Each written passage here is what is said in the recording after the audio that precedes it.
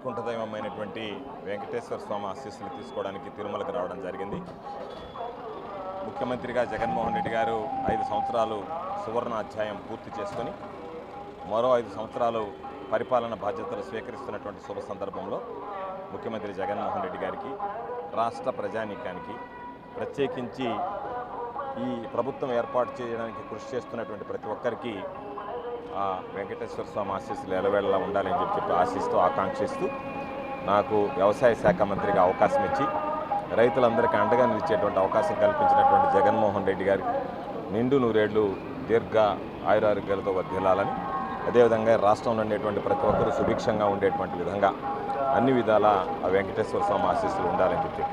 కోరుకుంటున్నాను, ప్రార్థించుకుంటాను.